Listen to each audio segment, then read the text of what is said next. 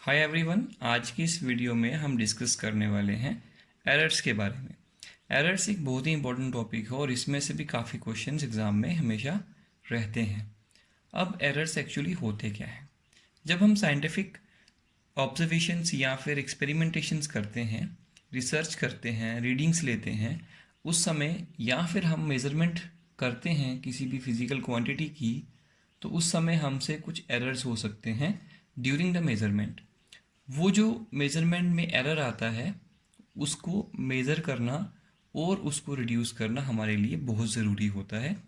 इसी वजह से हम लोग एरर्स को स्टडी करते हैं, इसकी टाइप्स को जानते हैं कि टाइप्स क्या हैं इसकी, किस किस वजह से एरर हो जाते हैं जब हम मेज़रमेंट करते हैं या जब हम ऑब्जर्वेशन लेते हैं, और जिन जिन कारणों की वजह से होते हैं उन कारणों को ठीक करना भी बहुत ज़रूरी होता है। उसके बाद हमें इन एरर्स को कैलकुलेट करने का तरीका भी आना चाहिए। तो इस वजह से हम साइंस में एरर्स को क्लासिफाई करते हैं और उसको कैलकुलेट करने के तरीके बनाते हैं। तो आज हम पहले ये पढ़ेंगे कि एक्चुअली साइंस में एरर को हमने कैसे डिफ़ाइन किया है और एरर्स को क्लासिफिकेशंस कैसे किया है, कौन कौन सी टाइप्स हैं इसकी। उसके बाद फिर हम ये डिस्कस करेंगे कि एरर्स जो हैं वो किस तरह से कैलकुलेट किए जाते हैं। तो चलिए बच्चों, स्टार्ट करते हैं एरर्स की डेफिनेशन के साथ में। सबसे पहले मैं आपको बता देता हूँ कि एरर कैलकुलेट कैसे किया जाता है। हर एक मेज़रमेंट की एक एक्चुअल वैल्यू होती है। मान लीजिए जैसे हमारे पास यहाँ पर एक वॉल है, एक दीवार है। इस दीवार की हाइट को आपको मेज़र करने के लिए कहा गया है। तो आपको हमें पहले का एक बात पता थी, ये पता था कि इस वॉल की जो लेंथ है वो 10 मीटर है। अब आपको कहा गया कि आप इस वॉल की हाइट को विद इंची टेप मेज़र करें। जब आप मेजरिंग टेप यूज़ करके इसको मेज़र करेंगे तो और आपकी जो रीडिंग है वो आती है 9.9 मीटर। तो बच्चों, आपने जो मेज़र किया वो और जो उसकी एक्चुअली वैल्यू थी वो, उन दोनों में कुछ अंतर आ रहा है। उस डिफरेंस को, उस अंतर को हम एरर कहते हैं। तो देख लीजिए, आप यहाँ पे देख सकते हैं कि उस अंतर को हम एरर कैसे बनाएंगे। 10 metre minus 9.9 that is 0.1 metre. तो 0.1 मीटर का डिफरेंस आ रहा है यहाँ पे between true value and observe value. True value माने तो उसकी एक्चुअल वैल्यू और ऑब्जर्व वैल्यू माने तो उसका जो रीडिंग आपने उसका मेज़र किया है। तो उन दोनों में जो अंतर आता है उस अंतर को हम एरर कहते हैं। कुछ किताबों में आप देखेंगे कि observed value minus true value लिखा होगा, कुछ में ऐसे लिखा होगा। तो both are the same things, जैसे भी आप ले सकते हैं, इट्स ओके। तो चलिए, ये होता है एरर का डेफिनेशन कि एरर होगा क्या। एरर है कि आपकी एक्चुअल वैल्यू और ऑब्जर्व्ड वैल्यू, जो मेजर्ड वैल्यू है आपकी, उसे ऑब्जर्व्ड वैल्यू कहते हैं, उनमें क्या अंतर है। इसके बाद एरर को हमने क्लासीफाई किया। किस तरह से 3 कैटेगरीज में हम उसको क्लासीफाई कर सकते हैं, नंबर 1, नंबर 2, नंबर 3। सो सबसे पहले जो कैटेगरी है उसकी वो है सिस्टमैटिक एरर। सिस्टमैटिक एरर जो है वो एरर क्या होता है, तो कहेंगे सिस्टमैटिक एरर वो एरर होता है जिसका वैल्यू हमेशा एक ही डायरेक्शन में आता है। मान लीजिए जैसे आप इसी दीवार का हाइट आपको कहा गया कि आप एक बार और मेज़र करिए। तो जब आपने मेज़र किया आपका वैल्यू आया 9.99 मीटर। आप दोबारा मेज़र कर लेते हैं। दोबारा जब आप मेज़र करते हैं तो उसका रीडिंग आता है 9.97 मीटर। आप दोबारा मेज़र करते हैं तो आता है 9.96 मीटर। अब देखिए, हर बार जो आपकी रीडिंग आएगी यहाँ पे जब एरर कैलकुलेट करेंगे उसका, तो हमेशा वैल्यू पॉजिटिव रहेगी, क्योंकि आपको पता है एक्चुअल वैल्यू कितनी है। एक्चुअल वैल्यू 10 मीटर है। एक्चुअल वैल्यू 10 मीटर है और जो आप नाप रहे हैं वो हमेशा 10 से कम आ रहा है। इसका मतलब एरर पॉजिटिव रहेगा, क्योंकि ट्रू वैल्यू बड़ी है, ऑब्जर्व छोटी है, इसलिए डिफरेंस हमेशा पॉजिटिव आएगा। तो अब देखिए ये कैसा एरर हुआ, ये सिस्टमैटिक एरर हुआ। और कभी कभार ऐसा भी तो हो सकता है कि आपकी रीडिंग हर बार जो है वो 10 से ज़्यादा आ रही हो, तो भी वो कैसा होगा, सिस्टमैटिक एरर होगा। तो इसे हम सिस्टमेटिक कहते हैं क्योंकि एक पर्टिकुलर पैटर्न फॉलो कर रहा है ये एरर। दूसरी बात, जनरली हमें इन एरर्स की कॉजेज़ का पता होता है कि किस वजह से ये हो रहे हैं, इसका होने का, इस एरर के ऑकर होने का कारण क्या होता है। तो ये होते हैं सिस्टमेटिक एरर, जो एक पर्टिकुलर डायरेक्शन में या तो पॉजिटिव या तो नेगेटिव हो, एक पर्टिकुलर पैटर्न में एरर हो रहे हों बार बार सेम मेजरमेंट लेने पर, और इनके कॉजेज जनरली हमें पता लग जाते हैं, तो इनको कहते हैं सिस्टमेटिक एरर।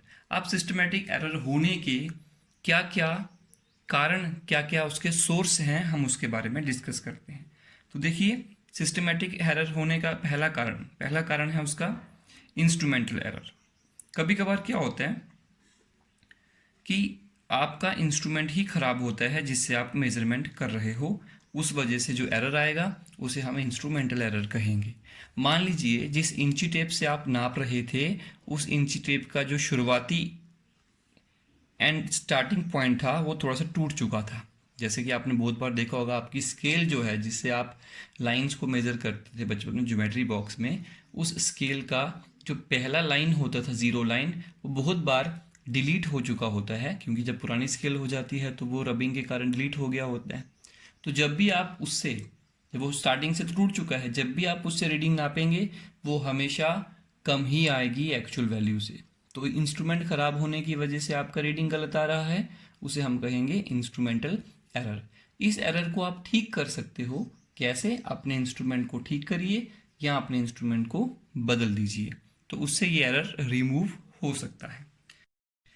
दूसरा सोर्स सिस्टमेटिक एरर का ये भी हो सकता है कि आपको नहीं पता है कि how to perform the experiment और how to measure the readings of some quantity, तो उस वजह से भी ये एरर होने के चांसेस हो जाते हैं। उसे हम कहेंगे इम्परफेक्शन इन एक्सपेरिमेंटल टेक्निक। आपकी एक्सपेरिमेंटल टेक्निक ही गलत है। मैं आपको इसकी एग्जांपल देता हूँ।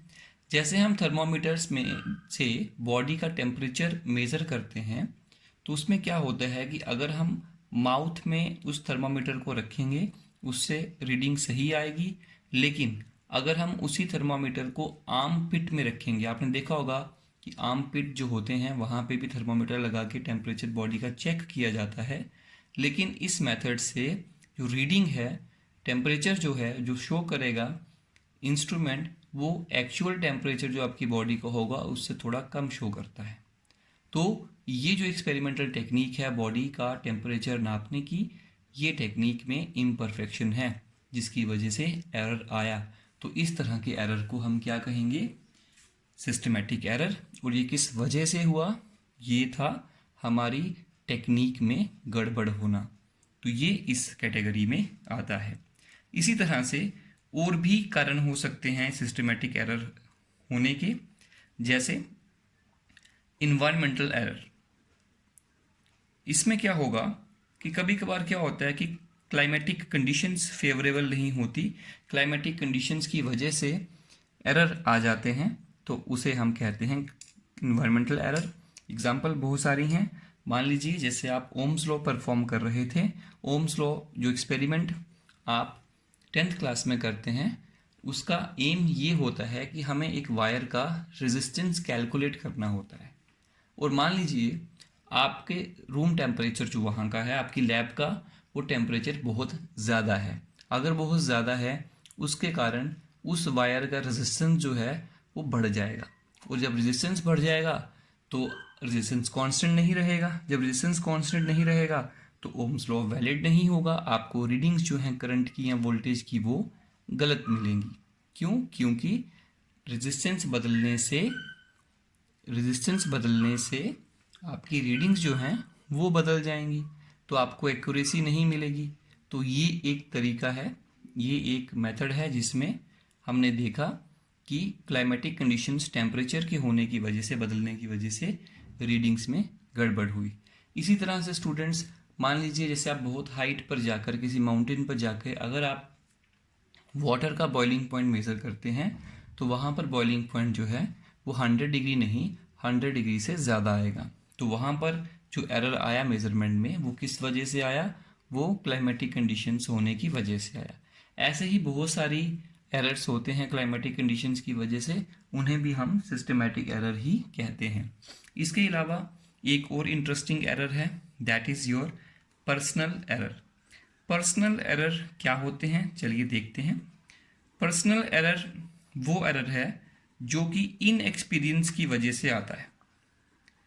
इनएक्सपीरियंस ऑफ ऑब्जर्वर, ऑब्जर्वर का एक्सपेरिमेंट करने का उसका इनएक्सपीरियंस, मतलब ही do not know how to do the experiment. जब उसको पता ही नहीं है कि how to measure the value, तो वो ऑब्वियसली एरर करेगा। उस एरर को भी हम सिस्टमेटिक एरर ही कहेंगे। इसके बाद एक और एरर है इंपॉर्टेंट, जिसे हम कहते हैं least count error. Least count error भी बहुत मज़ेदार एरर है, मैं आपको बताऊं। पहले तो हमें समझना पड़ेगा कि लीस्ट काउंट होता क्या है। लीस्ट काउंट का मतलब एक इंस्ट्रूमेंट सबसे कम कितनी रीडिंग ले सकता है। जैसे आपका जो स्केल है ज्योमेट्री बॉक्स में, उस स्केल से आप कम से कम कितनी रीडिंग ले सकते हैं, तो आंसर इज 1 मिलीमीटर, क्योंकि उसकी जो सबसे छोटी दो डिविजन्स हैं उनके बीच का डिस्टेंस 1 मिलीमीटर है। तो 10 मिलीमीटर इक्वल टू 1 सेंटीमीटर। तो 1 मिलीमीटर से छोटी रीडिंग वो नहीं ले सकता है। इसी तरह से एक और एग्जांपल मैं आपको बताता हूँ। जैसे आप देखते हैं कि आजकल शॉप्स पर इलेक्ट्रॉनिक वेइंग मशीन्स होती हैं। उन इलेक्ट्रॉनिक वेइंग मशीन का मेज़रमेंट का फंडा क्या होता है कि वो, आपने देखा होगा बहुत बार कि जब उस पर कुछ नहीं रखा होता तो उस पर रीडिंग है 0000, लेकिन जैसे ही आप कोई चीज़ रखते हैं तो उसकी रीडिंग कैसे इंक्रीज़ करती है। पहले 0 ग्राम, पहले उसकी रीडिंग 0 ग्राम होगी, फिर 1, फिर 2, फिर 3, फिर 4, फिर 5 ग्राम। तो मुझे बताइए, अगर मैं 0.5 ग्राम का ऑब्जेक्ट उस पर रखूँगा तो क्या वो उसको मेज़र कर पाएगा? आंसर इज नहीं कर पाएगा। क्यों नहीं कर पाएगा? अरे भाई, सबसे छोटी वैल्यू जो मेज़र वो कर सकता है वो 1 ग्राम है। तो 1 ग्राम से कम वैल्यू का ऑब्जेक्ट उस पर रखेंगे तो वो उसको सेंस नहीं कर पाएगा। तो इसका मतलब ये हुआ कि उसका लीस्ट काउंट कितना है, तो कहेंगे 1 ग्राम। तो उसकी एक्यूरेसी कितनी होगी? Up to 1 gram. प्रिसीशन उसका 1 ग्राम का होगा। प्रिसीशन मैं आपको बाद में बताऊंगा क्या होता है। तो मतलब ये कह सकते हैं कि अब मान लिए जैसे आपने 5.6 ग्राम का कोई ऑब्जेक्ट उस पर रख दिया। अब 5.6 ग्राम का ऑब्जेक्ट उस पर रखा, वो तो उसको रीड करेगा 5 ग्राम। तो अगर उसको वो रीड करेगा 5 ग्राम, तो आपको मुझे बताइए जो रीडिंग मिली वो सही रीडिंग मिली कि गलत मिली? गलत मिली। कितना डिफरेंस आ रहा है? एक्चुअली उस ऑब्जेक्ट का वेट था 5.6 ग्राम, लेकिन उस इंस्ट्रूमेंट ने कहा ये तो 5 ग्राम है, तो 0.6 ग्राम का एरर हो गया। बिल्कुल हुआ। ये एरर किस वजह से हुआ? उसके लीस्ट काउंट की होने की वजह से हुआ। लीस्ट काउंट एरर इसे हम कहते हैं। इसी तरह से अगर आप यही ऑब्जेक्ट को एक ज़्यादा अच्छे इंस्ट्रूमेंट पर रखेंगे, जैसे आप गोल्ड स्मिथ के पास चले जाइए। गोल्ड स्मिथ का जो इंस्ट्रूमेंट होगा, वेइंग मशीन जो होगी, वो ज़्यादा सेंसिटिव होती है।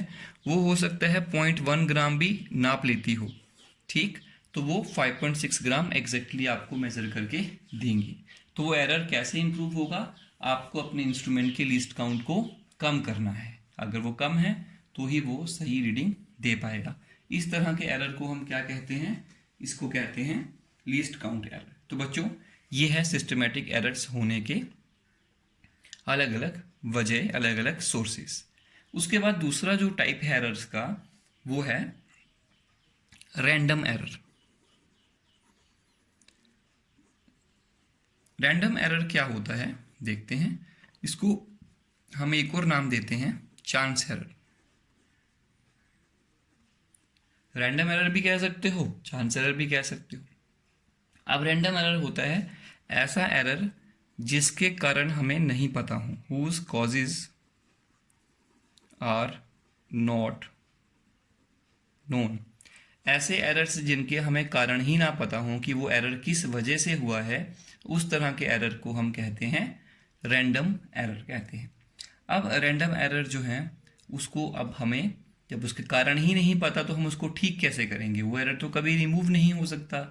जिनके कारण हमें पता है हम उनको रिमूव कर सकते हैं, जिनका कारण ही नहीं पता उसे रिमूव कैसे करेंगे? उस एरर को ठीक कैसे करेंगे?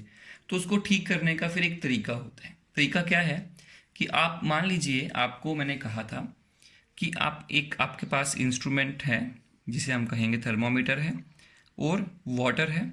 आप वाटर को बॉयल कर रहे हैं, तो बॉयल करते करते आपने उसके बॉइलिंग पॉइंट को मेज़र करना है। उसके लिए आप क्या करेंगे, उसमें एक थर्मोमीटर लगा देंगे। थर्मोमीटर जब आपने उसमें लगाया तो थर्मोमीटर की एक reading I, that is 101 degree Celsius. अब ऐसे सोच कर चलो कि जैसे आपको तो वाटर का बॉइलिंग पॉइंट पता ही नहीं था कि एक्चुअली वो 100 होता है।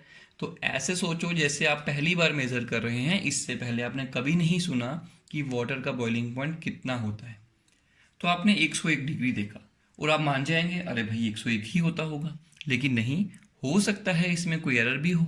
तो हमें तो नहीं पता होगा कि एरर है कि नहीं है, इसलिए आप इस एक्सपेरिमेंट को दोबारा रिपीट करो।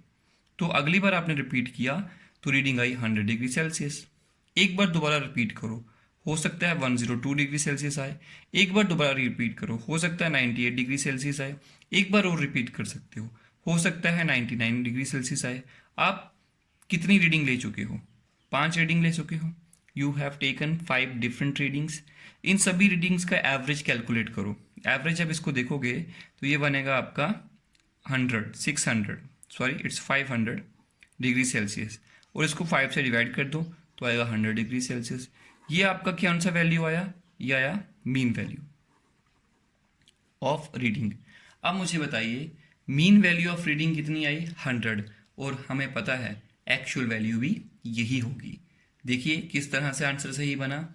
तो अगर आपको रैंडम एरर को रिमूव करना है, if you want to remove random error, तो हाउ टू रिमूव? आप उस इंस्ट्रूमेंट से रीडिंग्स बार बार लीजिए, 5, 7, 10, 20 बार रीडिंग्स लीजिए। उन सभी रीडिंग्स का एवरेज निकालो। वो जो एवरेज है, वो एवरेज वैल्यू एक्चुअल वैल्यू जो उसकी होगी मेजरमेंट की, उसके बहुत ही क्लोज लाई करती है, बहुत ज़्यादा। इसलिए हम एक्चुअल वैल्यू को कभी कभार मीन वैल्यू भी कह देते हैं। याद रखिएगा, एक्चुअल वैल्यू को हम मीन वैल्यू भी कह देते हैं। बच्चों इसमें एक और बात है जिस पे न्यूमेरिकल बन सकता है, मैं आपको बता देता हूँ। जितनी ज़्यादा मीन वैल्यूज़ लोगे उतना कम एरर होगा। मतलब मैंने 5 बार उसका एवरेज लिया, 5 बार रीडिंग्स लेके उसका मीन लिया, तो एरर मेरा कम आया। लेकिन अगर मैं 10 बार रीडिंग्स लेता फिर उसका एवरेज लेता तो एरर और कम आता। मैं आपको एक जनरलाइज बता देता हूँ। अगर आप 100 टाइम्स रीडिंग लेते हो और फिर 100 टाइम्स रीडिंग लेके उसका एवरेज निकालते हो, तो मान लो एरर जो है मीन वैल्यू का, जो एरर अब जो अर्थमेटिक एरर आता है, अर्थमेटिक मीन आती है, जो वैल्यू आती है उसकी, उसमें जो एरर है एक्चुअल का और एवरेज का, वो x है। तो अगर आप उस रीडिंग को 4 टाइम्स लें, 400 टाइम्स लें, तो आपका एरर 100 बार करने से अगर x आ रहा है तो 400 बार करने से x/4 हो जाएगा। मतलब जितनी ज़्यादा बार रीडिंग लेके मीन लोगे उतना कम एरर होगा। 100 बार रीडिंग लिया था फिर एवरेज निकाला था तो एरर x था। जब आप 400 बार रीडिंग लेंगे फिर आप उसका एवरेज निकालो, वो जो वैल्यू आएगी उसमें एरर कितना आएगा? x/4। तो आप देख रहे हैं जितने टाइम्स ज़्यादा आप रीडिंग्स लेंगे उतने टाइम्स एरर कम हो जाएगा। तो बच्चों इस बात को ध्यान रखना, इस पर बहुत बार क्वेश्चंस पूछे जाते हैं। तो ये होता है हमारा रैंडम एरर। तीसरी टाइप जो है एरर की, उसे हम कहते हैं ग्रॉस एरर। ग्रॉस एरर जो है that is because of carelessness.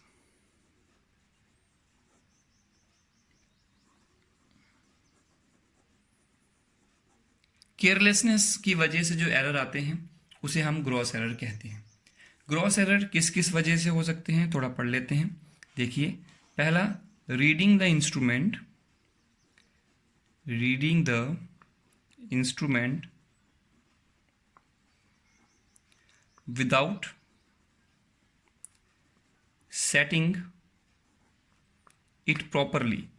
आपने इंस्ट्रूमेंट की सेटिंग प्रॉपरली नहीं की, फिर भी आपने उसकी रीडिंग ले ली बिना सेटिंग किए, तो उसके कारण एरर आ सकता है।